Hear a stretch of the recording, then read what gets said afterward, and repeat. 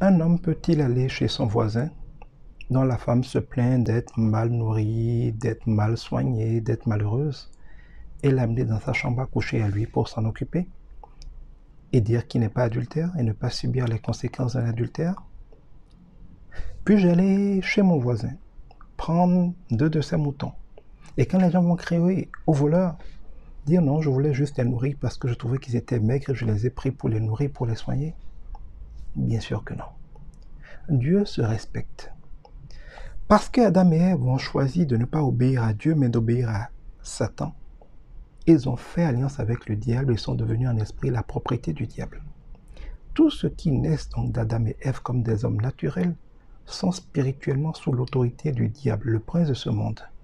Et jusqu'à ce qu'ils meurent à cette vie-là, renoncent à cette vie et naissent de nouveau à une nouvelle vie comme enfants de Christ, ils sont la propriété du diable. Nous disons souvent, mais où était Dieu pendant que je souffrais? Pourquoi Dieu n'est pas intervenu? Pourquoi Dieu laisse la vie me malmener? Eh bien, parce que vous n'appartenez pas à Dieu. Vous êtes des créatures de Dieu, mais qui légitimement, spirituellement, légalement, sont sous l'autorité du diable. Vous êtes des enfants de Dieu exilés dans le royaume du diable. Tant que vous ne mourrez pas à cette vie, ne naissez pas de nouveau. Dieu serait adultère en venant s'occuper de vous comme si vous étiez ses épouses, alors que vous êtes nés comme moi, épouse du diable, jusqu'à ce que vous mouriez à cette vie-là et naissez de nouveau. Pourquoi Dieu laisserait-il ses enfants, ses brebis, pour s'occuper de ceux du diable?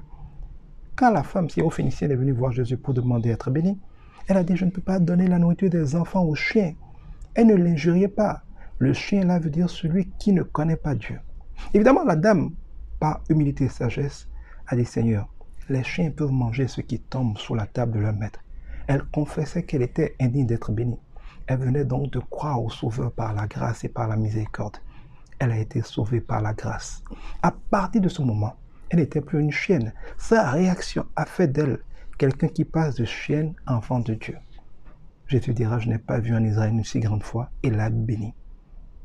Vous êtes surprise que Dieu n'ait pas accepté de vous donner ce qu'il a réservé aux siens. Mais est-ce que vous êtes un des siens?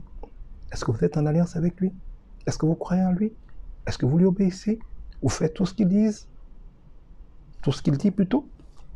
Et vous êtes prêt à mourir si c'est le prix à payer pour lui? Autrement, vous n'êtes pas à lui. Pourquoi voulez-vous qu'il soit à vous? Posez-vous cette question et répondez-y sincèrement.